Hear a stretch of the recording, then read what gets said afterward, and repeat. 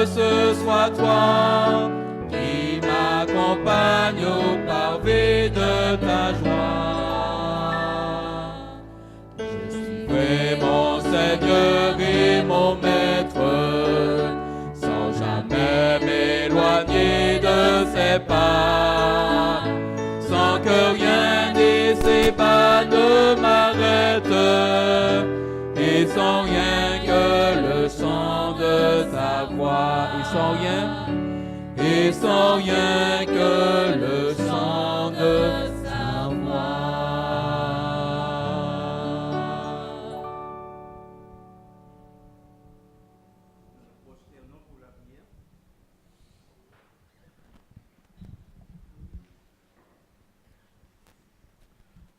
Bon Père Céleste, nous te sommes reconnaissants de nous avoir permis de passer une bonne journée sous ta sainte et divine protection. Et maintenant, tu nous as conduits dans ta maison afin d'entendre un message venant de toi. Permets que ton Esprit Saint nous anime, qu'il nous donne l'intelligence de comprendre tout ce qui sera dit par le pasteur que tu as choisi. Et permets qu'au sortir de cette salle, nous soyons vraiment édifiés. S'il y a des visiteurs dans la salle, sois aussi avec eux, donne-leur la compréhension facile afin qu'ils entendent un message nouveau, quelque chose capable de les réconforter et de leur donner de l'espoir en ton retour. Dirige et guide le programme comme tu le voudras, comme tu l'auras choisi. Nous te le demandons humblement au nom de Jésus ton Fils et pour ta gloire. Amen.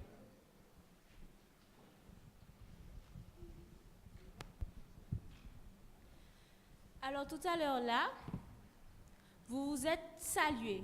Vous vous êtes dit, vous êtes heureux de voir chaque personne, mais j'aimerais que vous vous leviez et que vous alliez saluer chaque personne dans l'église. C'est pour ça que je demanderai aux chantres de venir chanter avec moi, saluer quelqu'un au nom de Jésus.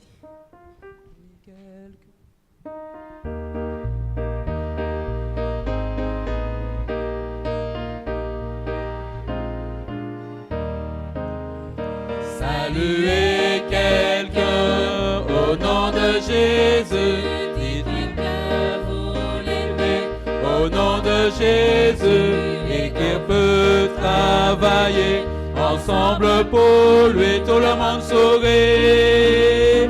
Alléluia, tout le monde sourit. Alléluia, Dieu vous aime, je vous aime, nous devons nous aimer. Alléluia, Dieu vous aime, je vous aime, nous devons nous aimer. Saluez quelqu'un au nom de Jésus, dites-lui que vous l'aimez au nom de Jésus et qu'on peut travailler ensemble pour lui, tout le monde sourit. Alléluia, tout le monde sourit. Alléluia, Dieu vous aime, je vous aime, nous devons nous aimer. Alléluia, Dieu vous aime, je vous aime, nous devons nous aimer. Bienvenue à tous.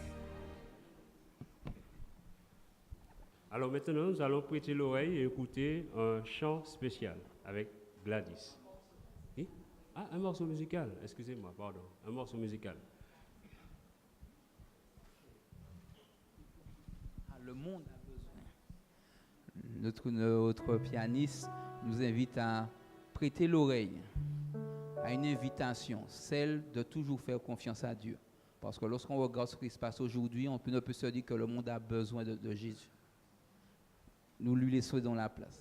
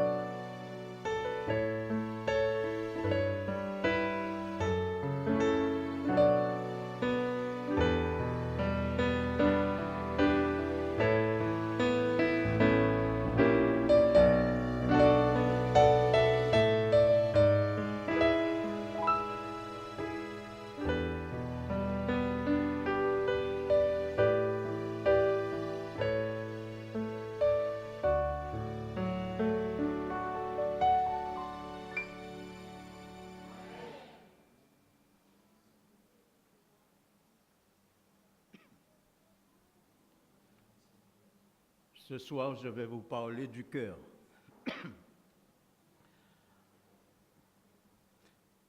Qu'est-ce que c'est que le cœur, d'après vous? J'entends un petit bruit, mais je ne perçois pas le moteur. Ah, mais ça, c'est très, très bien d'entendre ça. Le cœur, c'est le moteur. Il y a des gens intelligents par ici quand même, hein? Oui, effectivement, le cœur, c'est le moteur de l'organisme. Si nous n'avons pas de cœur, nous n'existons pas. Est-ce que vous êtes d'accord avec moi? Alors, le cœur se situe à l'intérieur de notre corps. Tout simplement parce que Dieu a tellement bien fait les choses qu'il a préparé un homme, une femme, dans des conditions telles que nous soyons garantis pour la vie et je dirais pour la vie éternelle. C'est un muscle de 300 grammes environ chez l'adulte et qui consomme à lui seul les 10% de tout l'oxygène fourni par l'organisme. De sorte que si notre organisme devait travailler dur, eh bien notre cœur aspirerait davantage parce que c'est lui le moteur. C'est lui, s'il n'y a pas de cœur, il n'y a pas de vie. Nous sommes d'accord? Citez-moi un exemple où quelqu'un meurt et que le cœur continue à battre. Alors, je vous écoute. Citez-moi un exemple où quelqu'un meurt et que le cœur continue à battre. Le cancer cérébral.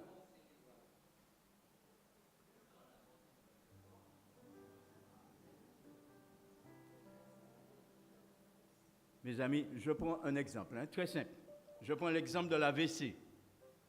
Tu as parlé de la mort cérébrale. Nous sommes frappés d'AVC. Mais nous n'allons pas mourir si notre cœur bat. J'ai entendu quelqu'un dire là, le coma. Nous sommes en coma, mais est-ce que nous sommes morts? Ben non. De sorte que, pour parler de mort, il faudrait absolument qu'il y ait arrêt des battements cardiaques. Vous êtes d'accord avec moi? C'est la seule cause de mort vraie. Je prends un exemple assez particulier.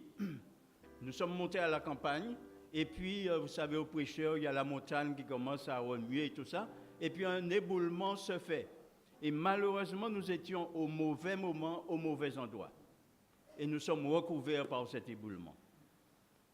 Est-ce que nous sommes morts? Tout le temps que le cœur n'aura pas cessé de battre, on ne pourra pas dire que nous sommes morts.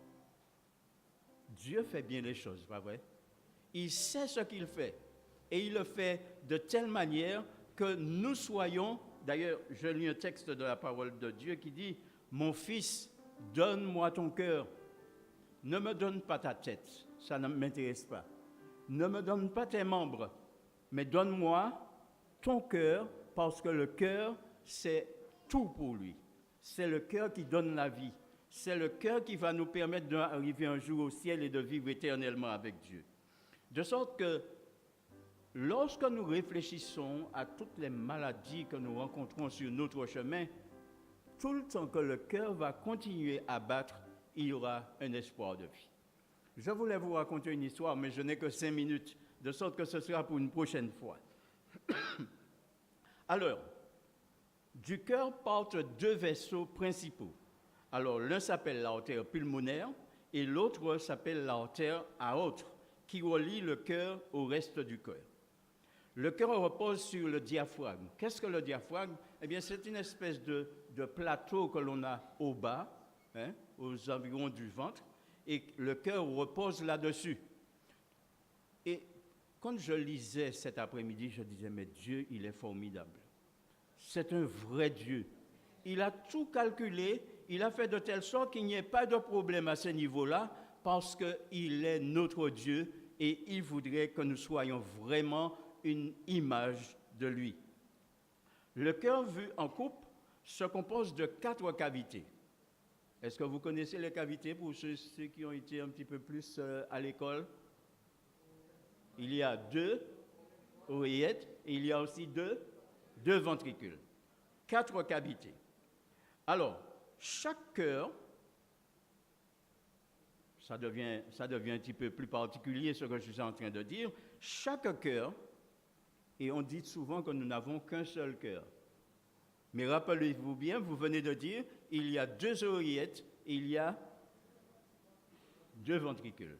De sorte que le demi-cœur se compose d'une oreillette et d'une ventricule. Et on pourrait dire que nous avons 2 cœurs. Et Dieu sait pourquoi il l'a fait ainsi. Les oreillettes reçoivent le sang oxygéné, les injectent vers les ventricules qui les éjectent dans une artère. Dieu a réfléchi avant de créer l'homme. Il s'est dit, bon, je vais faire ça comme ça. S'il y a un problème au niveau d'une oreillette, l'autre vient à la rescousse. Et s'il y a le même problème au niveau des ventricules, eh bien, ce sera pareil. De sorte que nous pourrons continuer à vivre en attendant que les choses s'améliorent.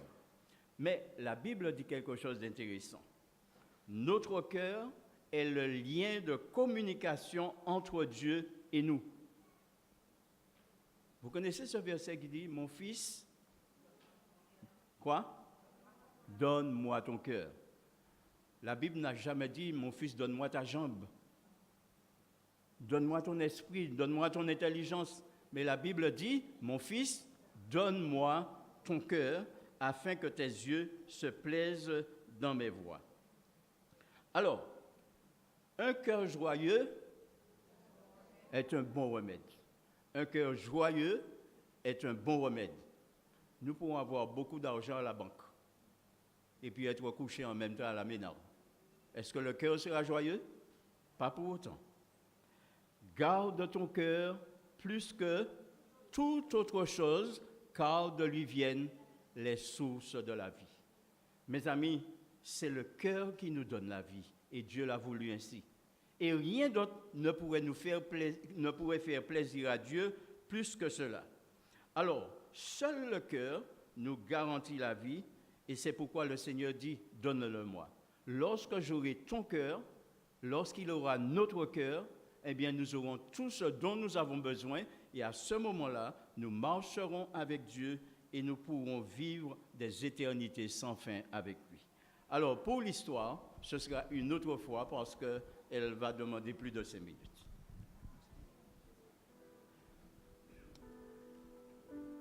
Si je vous dis, vent qu'a soufflé, la pluie qu'a tombé, vous me dites, s'il n'y a pas que tient bon. Eh bien non. Moi, j'aimerais vous dire que la pluie est tombée, les torrents sont venus, les vents ont soufflé et se sont déchaînés contre cette maison. Elle ne s'est point écoulée parce qu'elle était fondée sur le rocher. Vent qu'a soufflé, la pluie qu'a tombé, mais le chrétien tient bon parce qu'il est fondé sur le roc. Nous écoutons ce qui suit.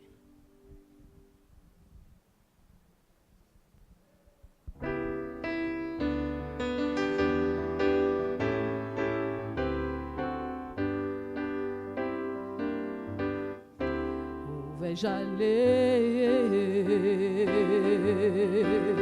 quand mon cœur est arrêté. Excusez-moi, recommencer. Je recommence ça.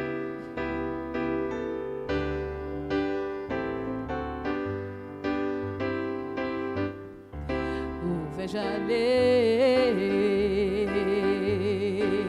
quand j'ignore où me diriger? À qui donc parler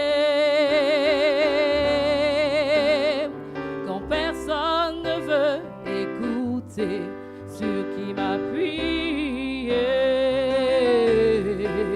Quand le monde entier est brisé, Jésus me soutient, il veut me sauver, il est mon rocher. Jésus est le roc, il veut me sauver, je vais vers celui que les foules ont rejeté. Je cours vers un pays où la douleur n'existe pas. Quand le monde est que sable mouvant, Jésus me soutient comme un rocher.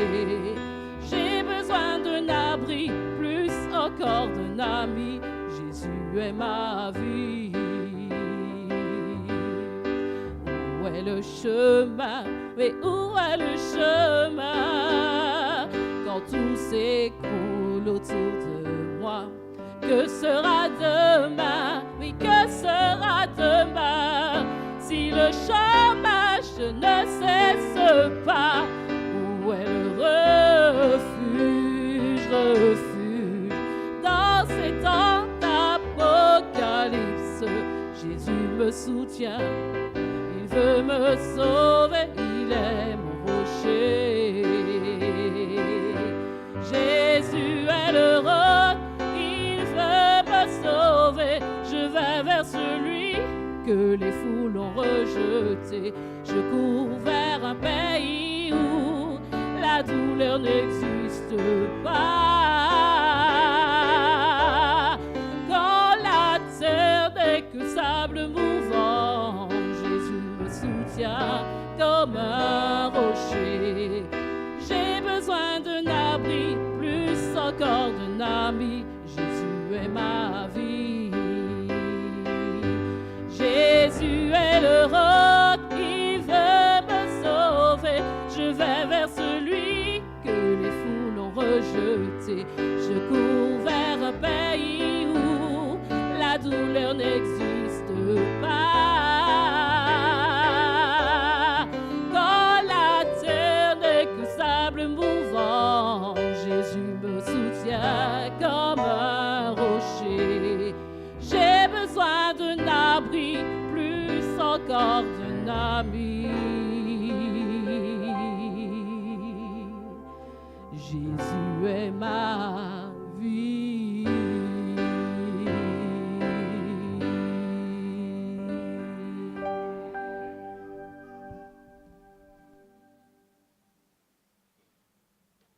Alors, juste une annonce avant le chantème.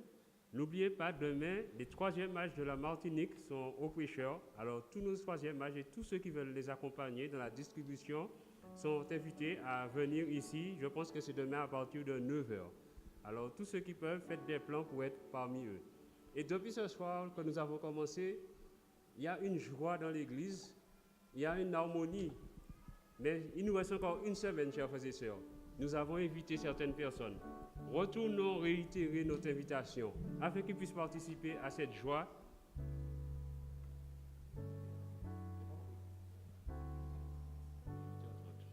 D'accord, la responsable me dit 8h30 pour demain, si Dieu veut, pour les 3e âges. Mais ce que je voulais vous dire, réitérez votre invitation afin que ceux qui viennent écouter puissent participer à notre joie et entendre la parole que Dieu allait transmettre par notre serviteur, le pasteur Dufay. Nous allons nous lever et entonner le chantème.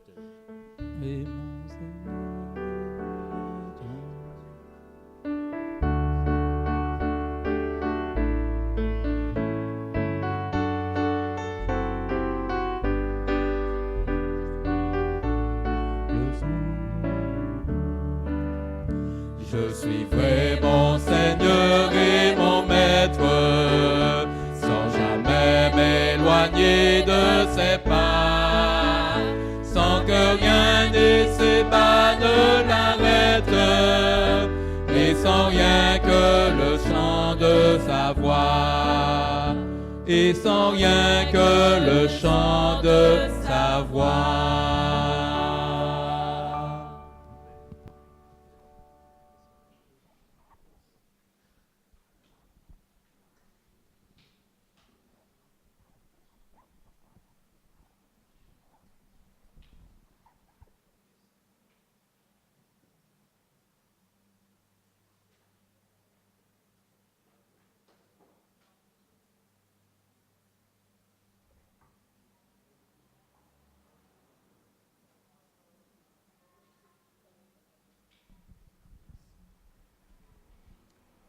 Je dis bonsoir à tous. Avant de pouvoir commencer notre message de ce soir, nous allons faire un petit tour à Jéricho et nous allons voir le sycomore de Zachi. On y va. Voici l'arbre qu'on appelle sycomore et cet arbre se trouve à l'entrée de la ville de Jéricho. Donc on peut penser qu'au temps de Jésus, il y avait un arbre comme celui-ci sur lequel Zachée était monté. Le prophète Amos était berger et aussi il cultivait le sycomore. Le sycomore est une espèce de figuier et comme vous allez voir, les fruits sont verts. Quand nous sommes passés, c'était en été. Les fruits étaient verts parce que les fruits mûrissent en automne. Les fruits ressemblent aux figues qu'on achète, les figues séchées. C'est même espèce, vous allez voir. Voilà, on rapproche et voici les fruits du sycomore. Voyez? Il y avait toute une quantité. Ça pousse sur la branche même. Voilà. Voici le fruit du sycomore. Très sucré. Je n'ai pas encore goûté, mais cela faisait partie de l'alimentation des Juifs. C'est pourquoi on en cultivait comme les figues. Voilà. Très bien, nous allons maintenant voir la montagne de la tentation, là où le diable avait déposé Jésus. On a vu hier le pinacle du temple, et voici cette montagne, on monte là en téléphérique. J'ai eu l'occasion d'y aller, effectivement, c'est une haute montagne près de la ville de Jéricho, qu'on appelle la montagne de la tentation. Il y a un monastère de l'Église catholique sur cette montagne également. Alors, voilà, ici nous sommes sur l'esplanade de l'ancienne ville de Jéricho. Voilà. Et vous voyez maintenant la nouvelle Jéricho au loin, et nous sommes sur l'ancienne Jéricho, un tas de pierres et de terre que les archéologues sont en train de fouiller. Donc plus de 30 mètres de haut. Voilà, Nouvelle Jéricho. Cette ville qui était juive, la première conquise, qui a été rebâtie par un juif, mais eh bien, aujourd'hui, c'est une ville arabe. Bethléem, Jéricho, Samarie, tout cela est aujourd'hui arabe. Voilà. Très bien. Nous passons à la troisième vidéo. Vous allez voir, voici comment étaient les murs des maisons de l'ancienne Jéricho. Donc, les archéologues ont fouillé pour permettre de voir comment étaient les maisons. Jéricho est l'une des plus anciennes villes du monde.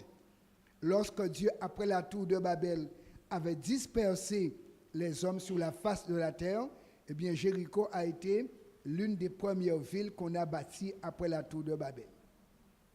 Voilà. Très bien. Vous voyez, un tas de terre amoncelé, parce que c'était une ville forte. Voilà. Très bien. Nous commençons avec notre message de ce soir.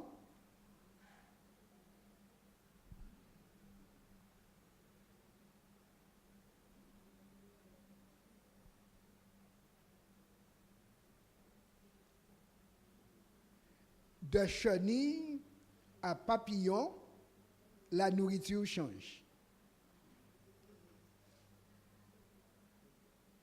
D'accord? La chenille mange et le papillon mange. La chenille donne un papillon, mais il ne mange pas les mêmes choses.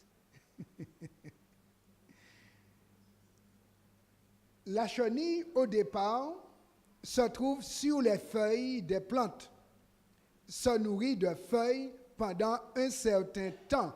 Attention aux choux, attention aux pieds de tomate, n'est-ce pas?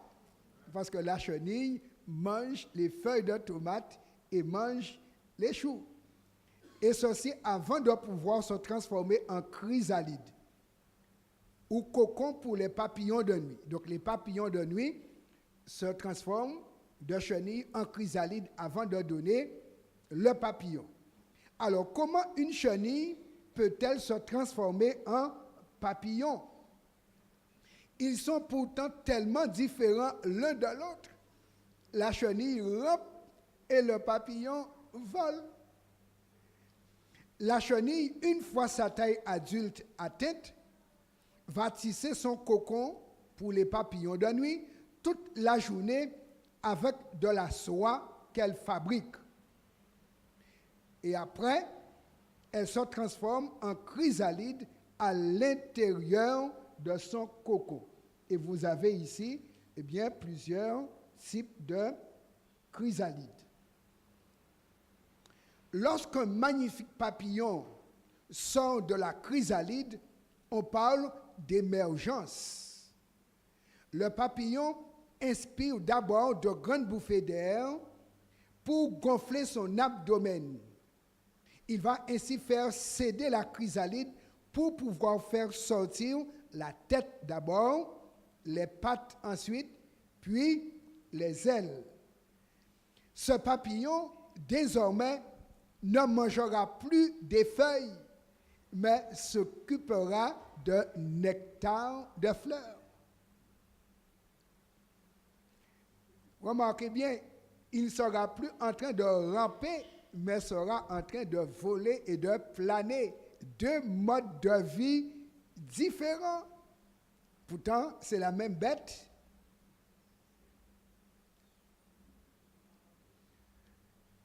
Qu'en est-il pour l'enfant de Dieu qui avant était chenille et qui après le baptême est devenu papillon? Parce que le chrétien aussi passe par une transformation que la Bible appelle conversion. Et nous devons vivre la conversion. Puisque avant de connaître Christ, on rampait à terre, pas vrai? On mangeait n'importe quoi, pas vrai? Mais lorsqu'on a rencontré Christ, il nous a fait subir une émergence de génétiquement mal modifiés pour mourir maudits. Nous sommes devenus des organismes génétiquement régénérés. Nous sommes devenus de nouvelles créatures. Est-ce qu'on va continuer à manger comme avant? Voyons ce que la Bible dit. Dieu s'intéresse à ce que ses enfants mangent. Et ceci, depuis le jardin d'Éden, il a été clair sur ce sujet. Remarquez bien, dans le jardin d'Éden, dans le paradis, il dit à Adam, tu manges et tu ne manges pas. Dans ce paradis. Donc Dieu s'intéresse à comment mangent ses enfants dans un paradis. La vie et la mort dépendent de ce que l'on mange. Et aujourd'hui, est-ce que ça a changé? Ça n'a pas changé.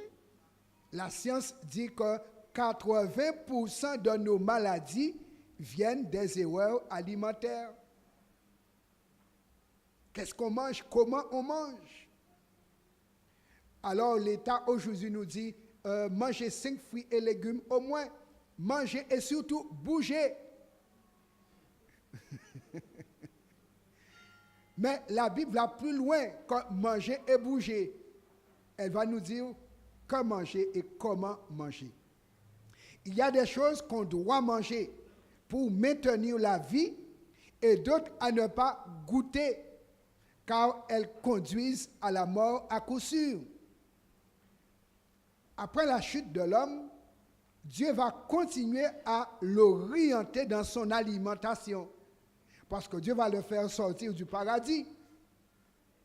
Manger nous a mis en difficulté. C'est vrai, c'est manger qui nous a mis là où nous sommes aujourd'hui. Dans la chaleur, pas vrai? Manger. Manger doit contribuer aussi à notre retour au paradis. Quelles sont les directives données dans la Bible pour une santé totale et ne pas manquer le ciel? Dans l'épître, la 3e épître de Saint Jean, chapitre 1er, verset 2, voici le grand souhait de Dieu pour ses enfants nés de nouveau. Bien-aimé, je souhaite que tu prospères à tous égards et sois en bonne santé, comme prospère l'état de ton âme. Lorsqu'on est né de nouveau, on est passé par le baptême, on est sauvé. Donc notre âme est sauvée. Mais on dit qu'on doit avoir un esprit saint, S-A-I-N, dans un corps saint, S-A-I-N. Mais pour le chrétien, il a un esprit saint, un avec S-A-I-N, et un esprit saint, S-A-I-N-T, parce qu'il a un plus que les autres. Celui qui n'est pas né de nouveau, il a un esprit saint, S-A-I-N. Il peut bien réfléchir parce qu'il fait du sport, parce qu'il mange équilibré. Mais pour celui qui est né de nouveau, alors il a un plus, il a l'Esprit Saint, S-A-I-N-T, et son corps n'est pas simplement saint, S-A-I-N, son corps est aussi saint, S-A-I-N-T. Donc il a une santé totale. Les autres ont santé partielle, mais l'enfant de Dieu a santé totale. Oui, c'est le souhait de Dieu pour nous. Et malgré tous nos efforts, il nous arrive quand même d'être atteints. Et pourquoi nous sommes atteints, par exemple, par la grippe? Parce que le vent nous l'apporte, pas vrai? On est bien chez nous, on a bien mangé, mais l'air nous apporte un virus. Et voilà, hop, le corps qui est mal modifié, donc affaibli, se trouve donc atteint. Mais, mes amis, le souhait de Dieu, c'est que nous soyons en santé totale, spirituellement, physiquement, mentalement et moralement et surtout socialement. Ah oui, dans la famille, on doit vivre en santé relationnelle. Oui, l'enfant de Dieu est une nouvelle créature et il respecte tous les principes que Dieu lui donne. Alors, quelle directive Dieu a-t-il donné pour que nous soyons en santé totale? Nous allons voir que Dieu s'occupe de chaque dimension de notre être. Pour l'âme, Dieu nous donne comme médicament la foi, l'amour et la prière. Voici le médicament et aliment en même temps. Parce qu'un grand médecin grec disait que ton aliment soit ton médicament. Au lieu de prendre le médicament, prends l'aliment. Et comme ça, tu n'auras pas besoin du médicament. Donc, sur le plan spirituel, c'est la même chose. L'aliment que nous prenons est le médicament pour que notre âme soit en santé. Dans Galates 5, verset 6, l'apôtre dit, car en Jésus-Christ, ni la circoncision, ni l'incirconcision n'a de valeur, mais la foi qui est agissante par la charité. Lorsqu'on est en Jésus, Dieu donne à notre âme le don de la foi pour rester connecté à lui et pour vivre dépendant de lui. Et lorsque nous avons la foi, l'apôtre dit, il y a quelque chose qui vient après la foi. 1 Pierre 1er, versets 8 et 9. Lui que vous aimez sans l'avoir vu. Parce que par la foi, effectivement, on croit en Dieu, mais on ne le voit pas. Mais parce qu'on croit en lui, on peut ressentir Dieu, on peut aimer Dieu. En qui vous croyez sans le voir encore, vous réjouissant d'une joie ineffable et glorieuse, parce que vous obtiendrez le salut de vos âmes pour prix de votre foi. D'accord? Donc, foi, amour, voici l'aliment pour notre âme et en même temps le médicament pour que notre âme soit en santé. La confiance en Dieu est l'un des 7 remèdes naturels de santé. Et cela s'exprime dans la prière. Dieu nous a donné depuis le jardin d'Éden 7 à 8 remèdes naturels. Depuis le jardin d'Éden. Et la confiance en Dieu était un. Lorsque Ève a douté de Dieu, elle fut atteinte d'un virus, le virus du péché. Et elle devint malade et elle en est morte. Et comme le péché est un virus qui contamine, elle a contaminé Adam. Et voilà, tous les deux furent en dedans.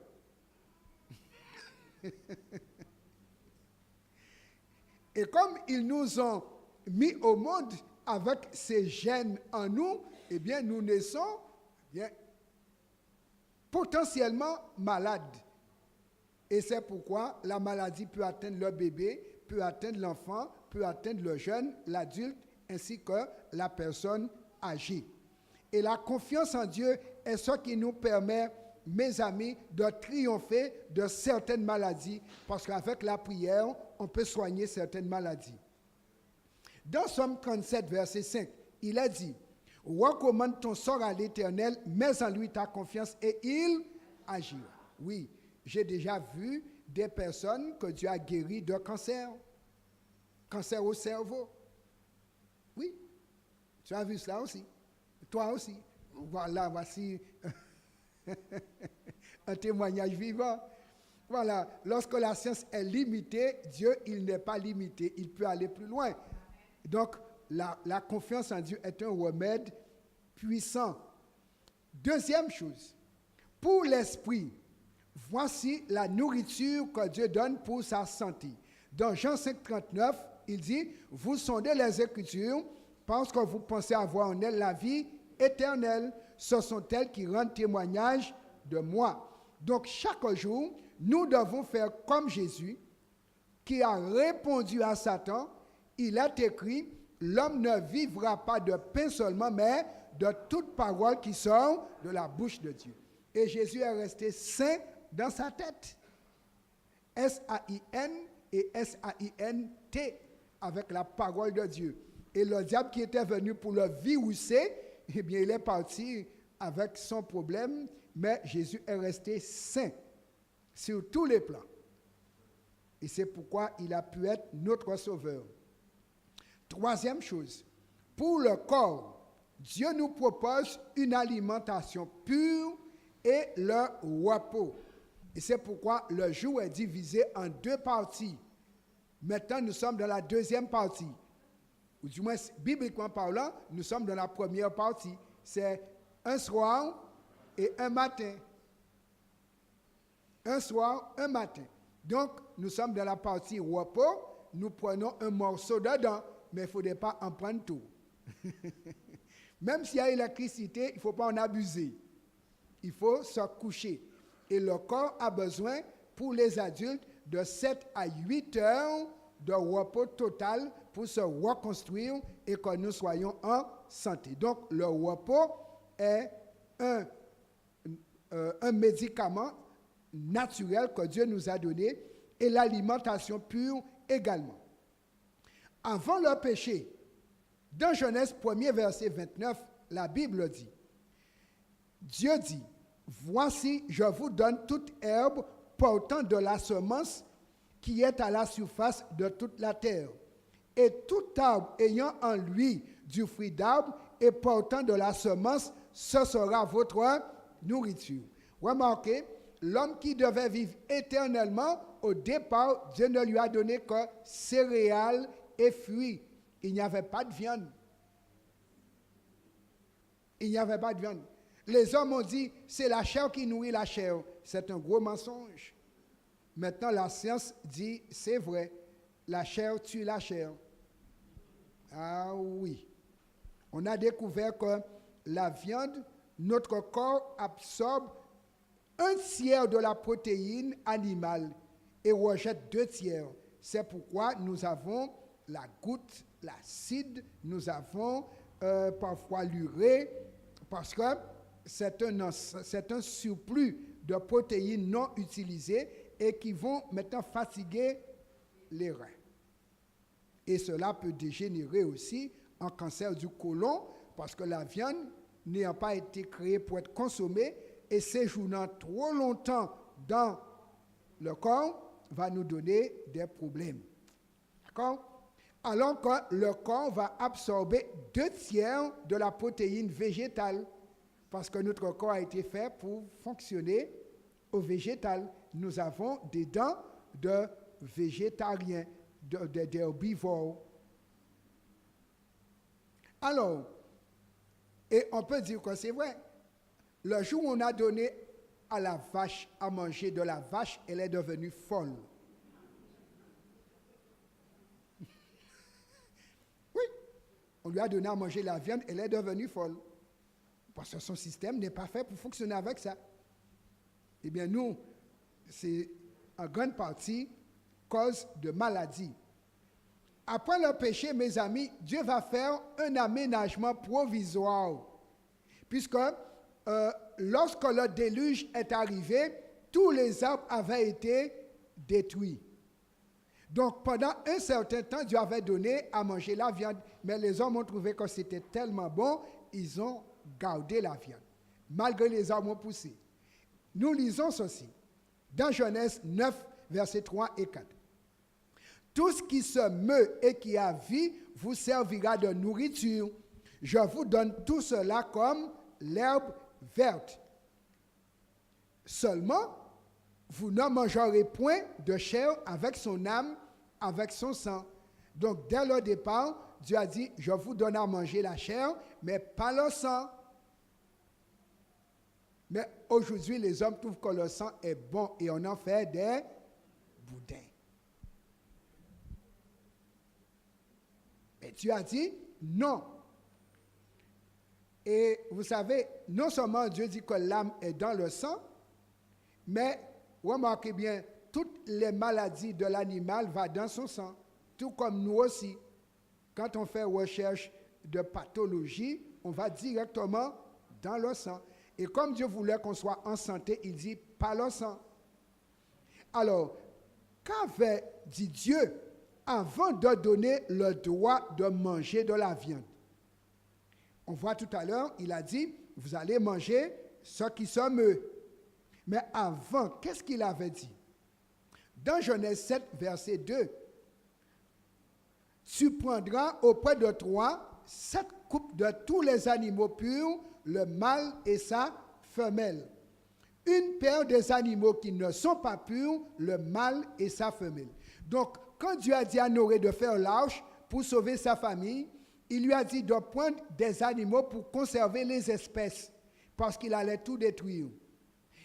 Noé va recevoir dans l'arche 7 paires de bœufs, 7 paires de cabris, 7 paires de moutons, mais une paire de cochons, une paire de chiens, une paire de rats. C'était pour conserver l'espèce, pour que nous voyions à quoi ressemblaient ces animaux avant le déluge. Mais les hommes ont commencé par manger les animaux purs, et finalement, ils ont dit, mais essayons les purs. Et ils ont trouvé que c'était plus bon que le pur. Et c'est vrai. Quand on sent le porc roussi, ça sent bon. Quand on goûte le jambon, il est bon même, pas vrai?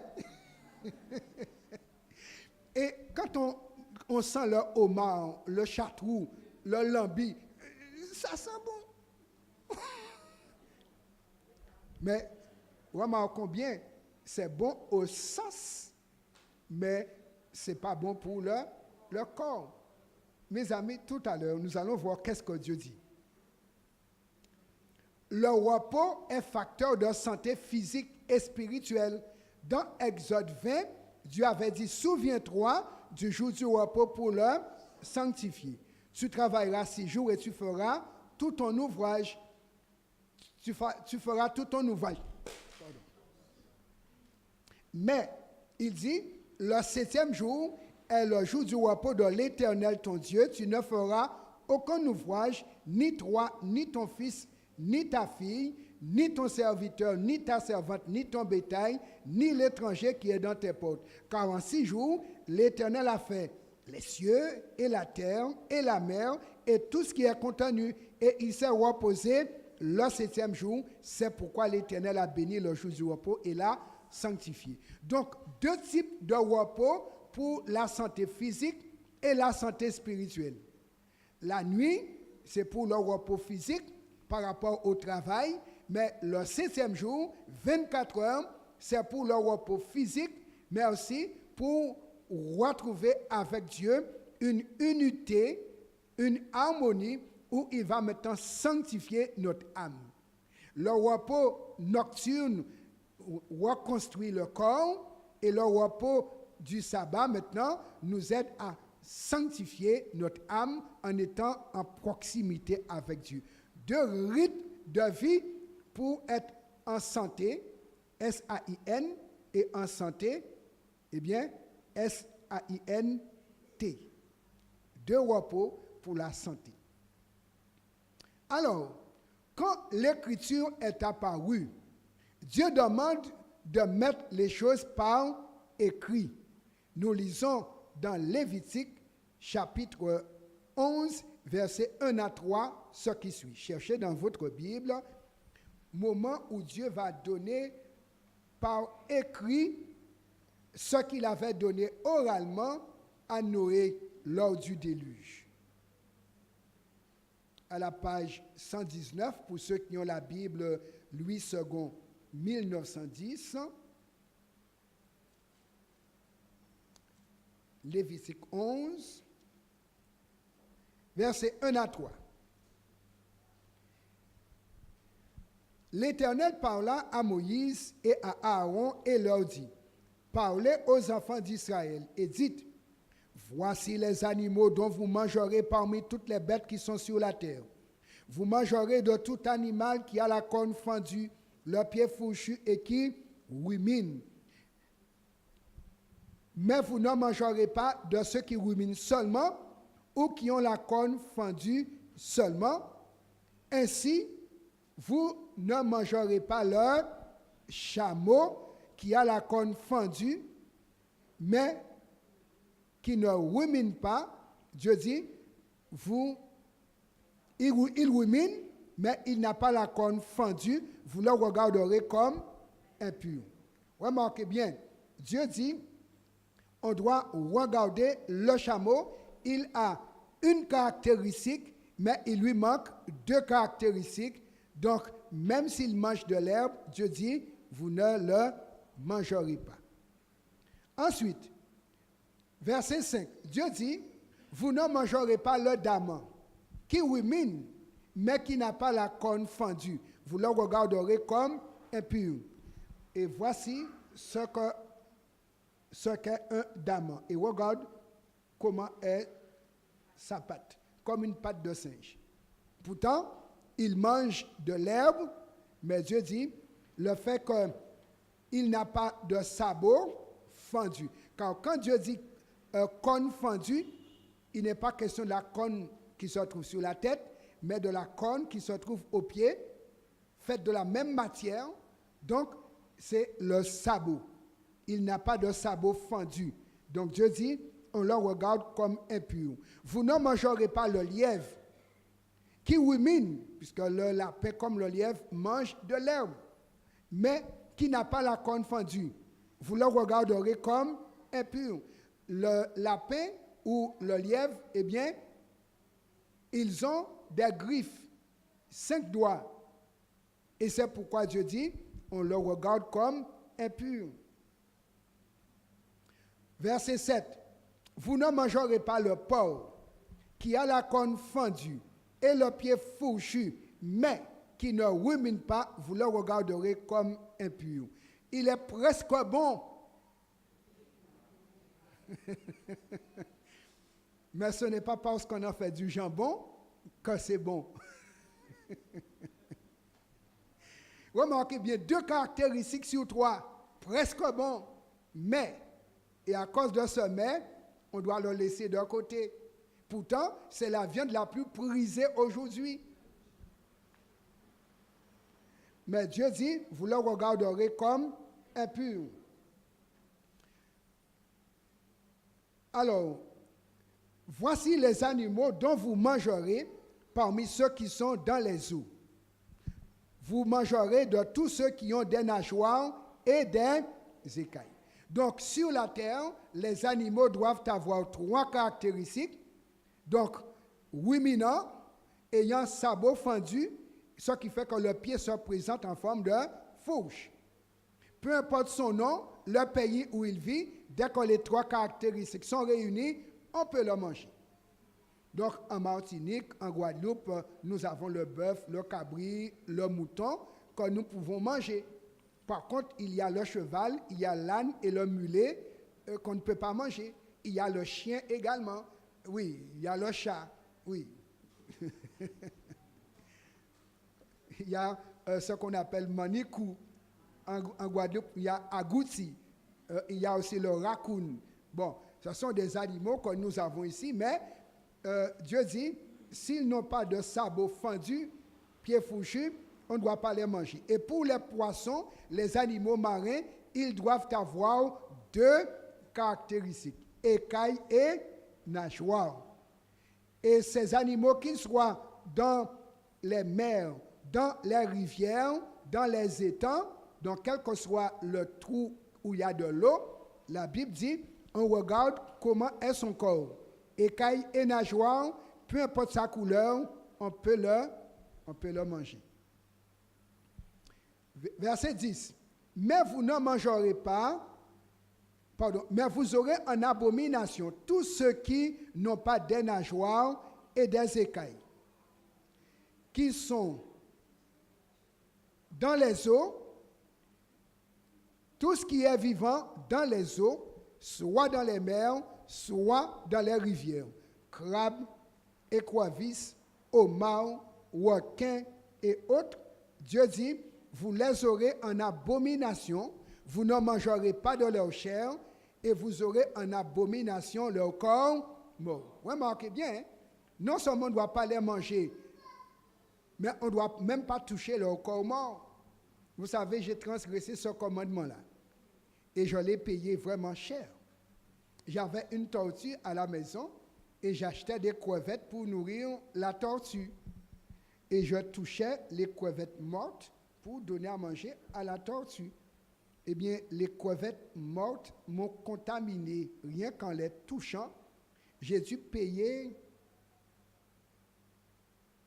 des milliers d'euros pour un traitement qu'on n'avait pas en Guadeloupe. On devait le faire pour moi en France, pour me traiter, et ceci sur 3 ans. Et chaque boîte de médicaments, 600 €.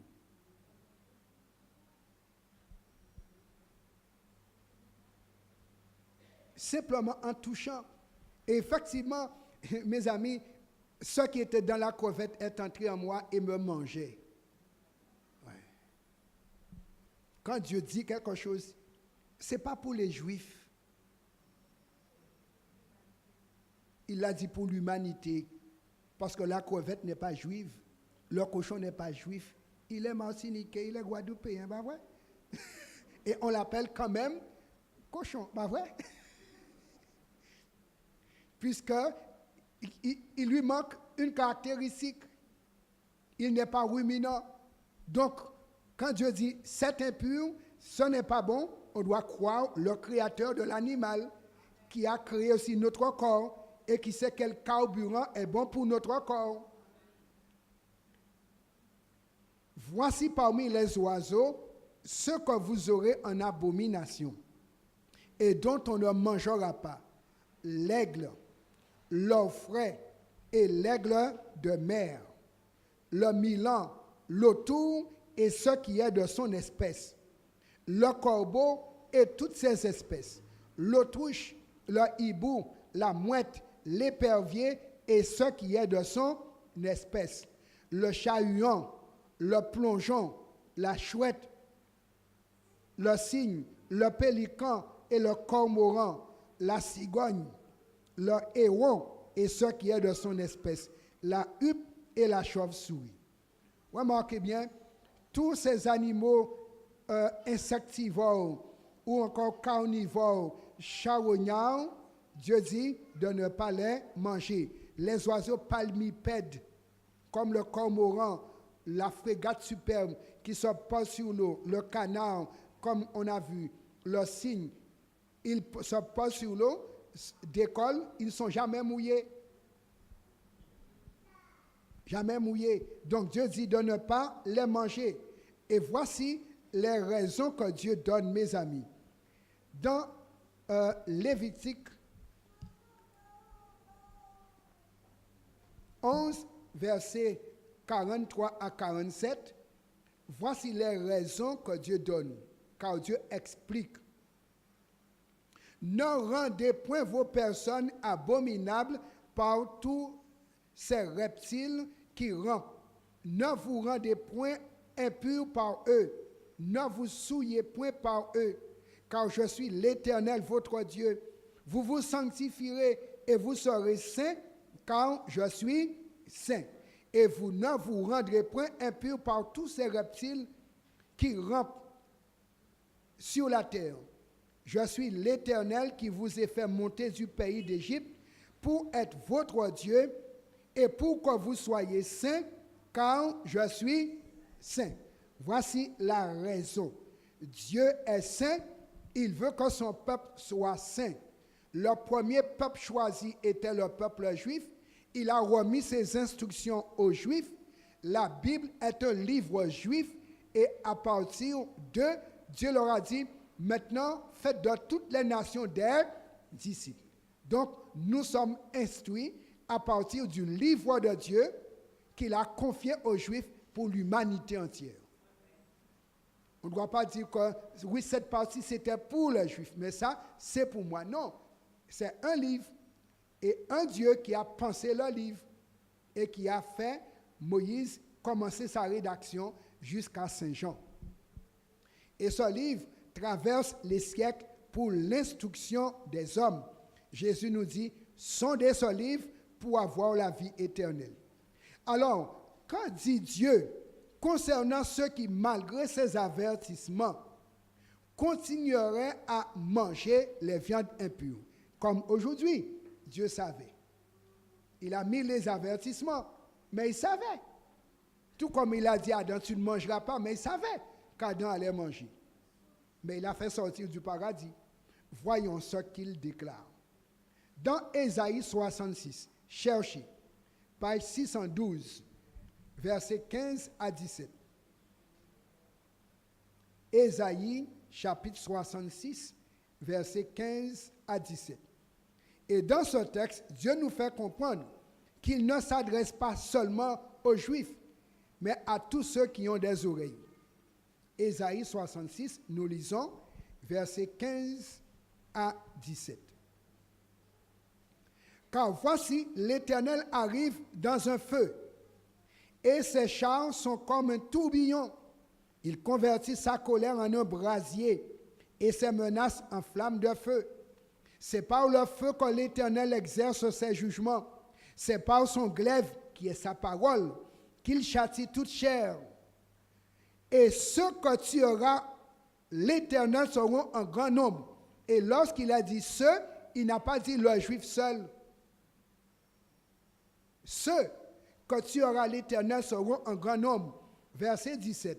Ceux qui se sanctifient et se purifient dans les jardins, au milieu desquels ils vont un à un, qui mangent de la chair de porc, des choses abominables et des souris. Tout cela périront, dit l'Éternel. Aujourd'hui, la science dit que souris et rats donnent leptospirose. Mais Dieu dit que ceux qui s'arrangent pour ne pas attraper la leptospirose et qui mangent le rat et les souris, eux, ils ne vont pas passer la porte du ciel. Parce que le jour du jugement n'est pas encore venu. Et c'est pourquoi Dieu dit bien, ceux, car tous nous devons faire face au jugement. Et si notre corps n'est pas saint, S-A-I-N, et n'est pas saint, S-A-I-N-T, comme il a dit aux Juifs, il a dit, nous périrons, nous resterons à la porte du ciel, mais on ne va pas débarquer au ciel. Car Dieu a déclaré, tout cela, ils périront. Et quand Dieu dit, il fait. Il avait dit à Adam, le jour où tu mangeras, tu mourras. Adam a mangé. Où est Adam? Il a perdu ses dents. Donc, ceux qui vont faire comme Adam, manger ce qui est interdit, ce ne sont pas leurs dents seulement qu'ils vont perdre, mais ils seront réduits en cendres. Alors, pour quelle raison fondamentale Dieu détruira-t-il les désobéissants? Nous lisons dans 1 Corinthiens 3, versets 16 et 17. Ça, c'est le Nouveau Testament. Ne savez-vous pas que vous êtes le temple de Dieu et que l'Esprit de Dieu habite en vous? Si quelqu'un détruit le temple de Dieu, Dieu le détruira, car le temple de Dieu est saint et c'est ce que vous êtes. Donc, par nos choix alimentaires, nous pouvons détruire notre corps qui est le temple de Dieu et notre corps est sanctifié par la présence du Saint-Esprit. Et si nous détruisons ce corps, le Saint-Esprit prend note de tout ce qu'on a mis dedans et il va faire son rapport à Dieu pour le jour du jugement. Maintenant, il y a autre chose qui détruise le temple du Saint-Esprit. Dans Deutéronome 28, verset 18, Dieu a déclaré qu'il n'y ait point parmi vous ni homme, ni femme, ni famille, ni tribu dont le cœur se détourne aujourd'hui de l'Éternel notre Dieu pour aller servir les dieux de ces nations-là. C'est l'idolâtrie. Qu'il n'y ait point parmi vous de racines qui produisent du poison et de l'absinthe. Donc, on peut ne pas être idolâtre, mais on peut consommer des choses dont les racines produisent absinthe et poison. Nous avons notamment le tabac. Maintenant, cela rapporte gros à l'État, mais l'État prend sa responsabilité en faisant écrire sur la boîte « fumer dessus ». Donc, un homme averti en vaut deux. Et la science a dit, chaque cigarette fumée diminue la vie de 14 minutes. Chaque cigarette fumée diminue la vie de 14 minutes. Donc, si on achète sa mort 5 € par jour, donc à la fin, il n'y aura pas des euros pour vous rendre heureux. Car avec un cancer au poumon, bon, fumer procure du plaisir momentané, mais à quel coût et à quel prix? À part le tabac, il y a toute forme de drogue. Le cannabis qu'on connaît qui est très répandu chez nous. Il y a maintenant d'autres drogues, mais quelles que soient les drogues, nous devons nous en abstenir. Voici ce que la science nous permet d'observer. Vous avez ici le cerveau d'une personne, un cerveau sain, d'accord? Donc S-A-I-N et S-A-I-N-T. Vous voyez comment est le cerveau par le haut et par le bas? Maintenant, voici un cerveau affecté par la marijuana. Et vous voyez comment est le dessus et le dessous, fromage gruyère. Labyrinthe creusé. Donc, vous voyez pourquoi ces jeunes au bord de la rue disent des bêtises et font n'importe quoi? C'est ça qu'ils ont dans leur tête. Et remarquez, pour celui-ci, c'est un jeune qui a 18 ans et qui fume la marijuana pendant 3 ans à 4 fois par semaine seulement. Voici son cerveau. Et celui-ci, c'est quelqu'un qui a 28 ans et ça fait 10 ans qu'il utilise la marijuana uniquement le week-end. Uniquement le week-end. Mais dans ces trous, les démons se logent. J'ai eu l'occasion d'accompagner un drogué, un jeune, et il entendait le démon l'injurier en permanence. Et j'ai étudié la Bible avec lui. Je lui ai donné des versets à mettre dans sa tête pour faire taire le démon. Le démon s'est tué et il a été baptisé. Malheureusement, il a voulu sauver ses compagnons. Je lui ai dit, ne va pas seul, tu es convalescent. Il voulait tellement les aider, mais il fut entraîné. Et maintenant, ça fait des années, il ne peut plus s'en sortir. Les démons se sont doublés.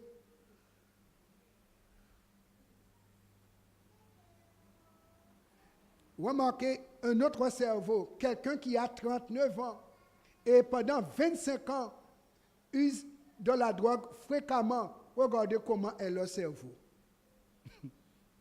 Mes amis. Donc quand la Bible nous dit de ne pas faire entrer certaines choses dans le corps, Satan dit oui, tu peux, mais c'est parce qu'il veut nous modifier le cerveau. Et là, c'est un cerveau vraiment bien modifié, pas vrai?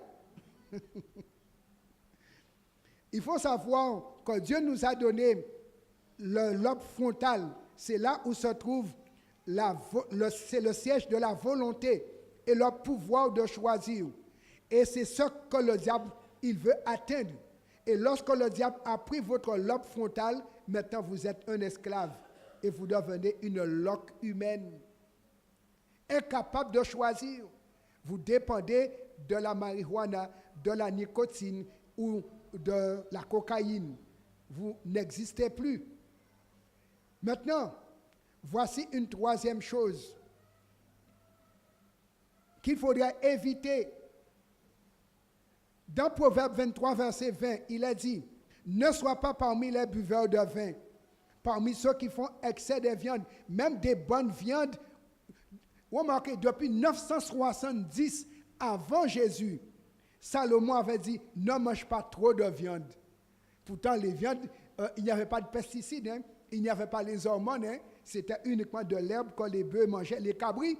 Mais depuis un certain temps-là, il dit, « Ne mange pas trop de viande. » On avait déjà observé les effets. Remarquez ce qu'il dit encore. Ne regarde pas le vin qui paraît d'un beau rouge, qui fait des perles dans la coupe, qui coule aisément. Aïe, aïe, aïe. Il finit par mordre comme un serpent et par piquer comme un basilic. Ouais, c'est du vin, mais il y a du venin. Ah. Parce que l'alcool qui est dedans n'est pas un aliment. Il a dit, tes yeux se porteront sur des étrangères et ton cœur parlera d'une manière perverse. Et il y a des hommes, pour pouvoir parler aux femmes, vont prendre 2 coups et après ça, se sentent un peu bien, pas vrai? Et ils vont dire des petits mots. Et finalement, on connaît le résultat. C'est vrai. Il a dit, tu seras comme un homme couché au milieu de la mer, comme un homme couché sur le sommet d'un mât. On m'a frappé, je n'ai point de mal, il est anesthésié. On m'a battu, je ne sens rien. Quand me réveillerai-je, j'en veux encore. C'est le parfait antillais, pas vrai? Il passe la nuit au bord du canal et le lendemain, quand il sort du canal, avant d'entrer chez lui, il passe dans la buvette pour décoller. Mais l'alcool fait décoller, mais ne donne pas de parachute pour bien tomber. Remarquez le rôle de l'alcool sur le cerveau. Quelqu'un qui a 38 ans et il use de l'alcool pendant 17 ans. Regardez, lui aussi, il a fromage gruyère par ici. L'alcool mange les protéines du cerveau.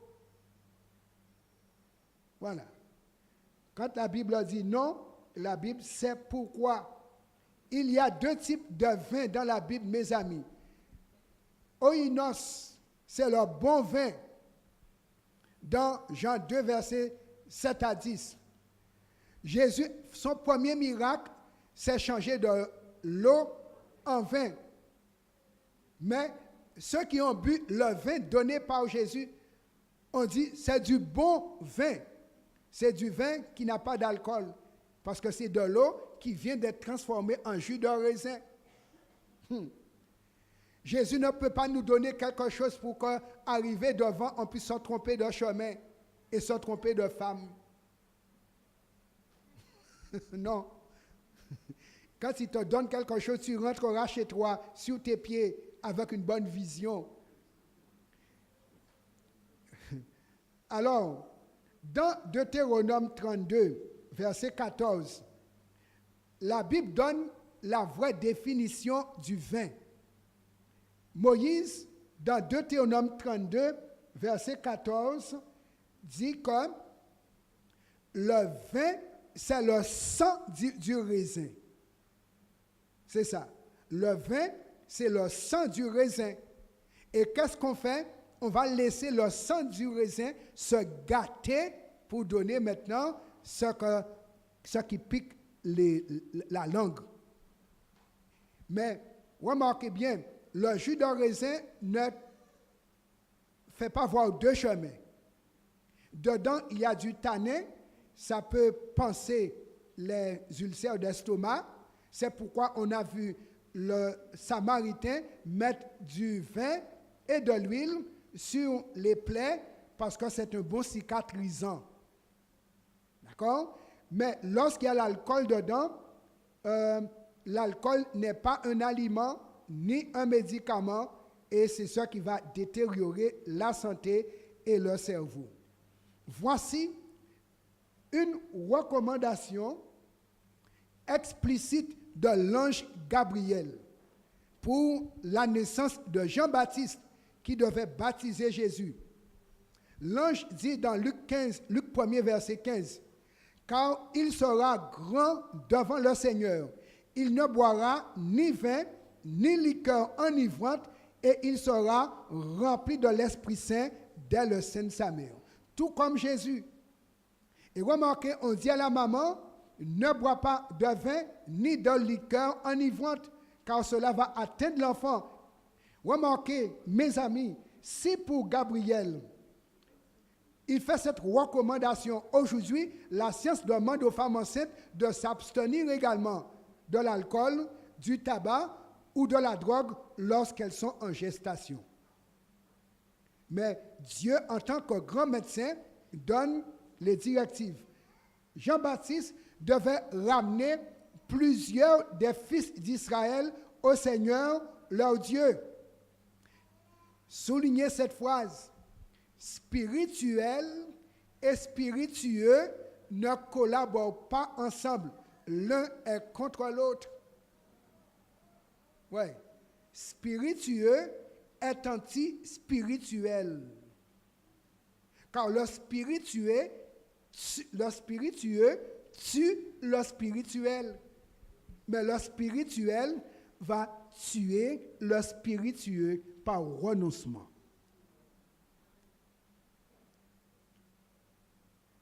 Tout ce qui est alcoolisé, on les appelle spiritueux, parce que ça va te monter à la tête en premier, et ça va te prendre la tête. Voilà pourquoi Saint Paul fait cette recommandation aux chrétiens dans 1 Corinthiens 9, versets 23 à 27. C'est le dernier texte qu'on va lire.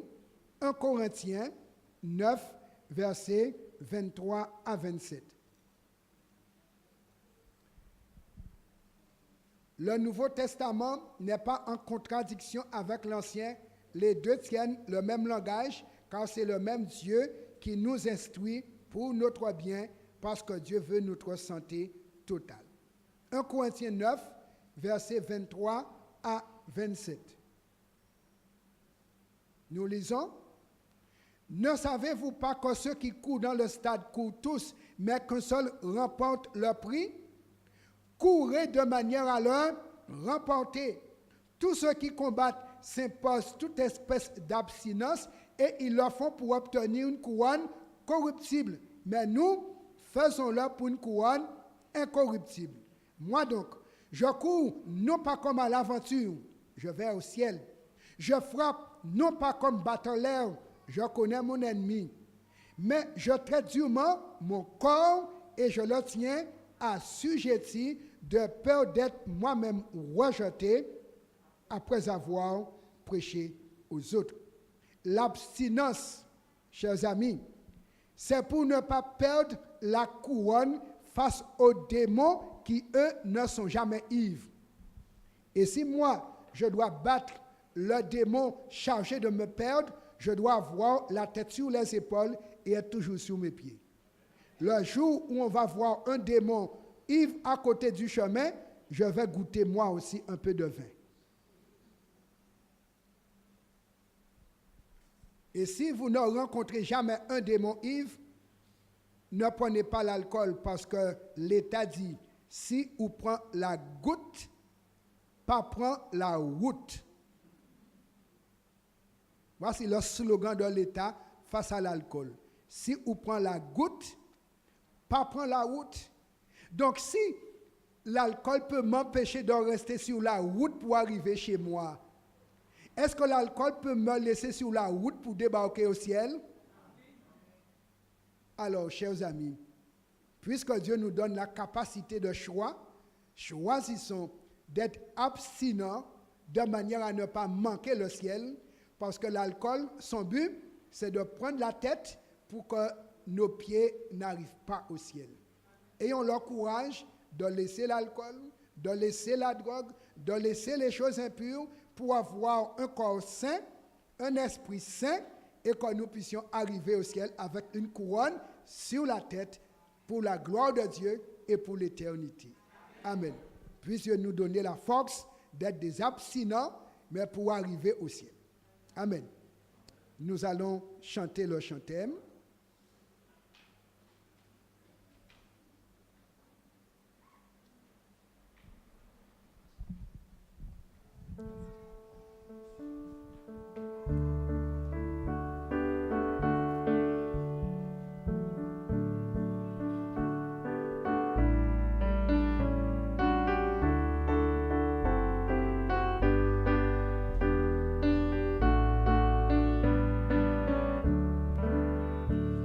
Suivrai mon Seigneur et mon Maître, sans jamais m'éloigner de ses pas, sans que rien de ses bas ne m'arrête, et sans rien que le chant de sa voix.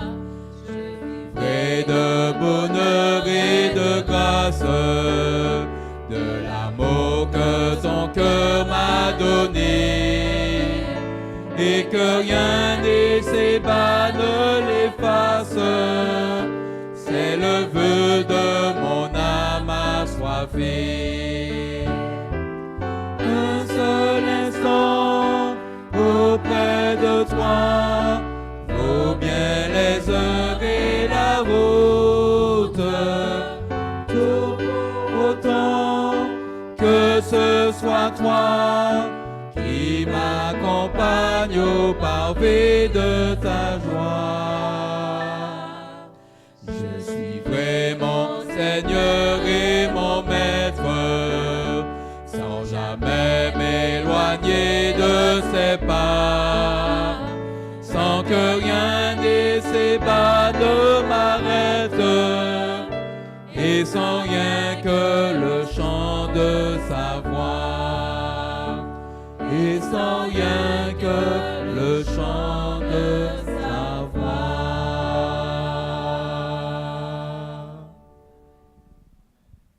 Merci Seigneur pour ces belles directives que tu nous as données, pour qu'avant l'éternité, nous puissions jouir d'une bonne santé, que nous puissions vivre heureux ici-bas et avoir du courage, du zèle pour nous préparer à recevoir Jésus qui arrive bientôt. Père, donne-nous la force de ne pas manger ni boire ce qui nous empêcherait de te voir et de vivre pendant l'éternité. Donne-nous la force de choisir ce qui est correct, ce que tu recommandes, que tu approuves, afin que tu nous bénisses et que nous ayons de la santé longtemps et que nous puissions vivre bien et vivre longtemps, vivre mieux, vivre pour ta gloire et vivre pour l'éternité. Nous prions au nom de Jésus. Amen. Amen.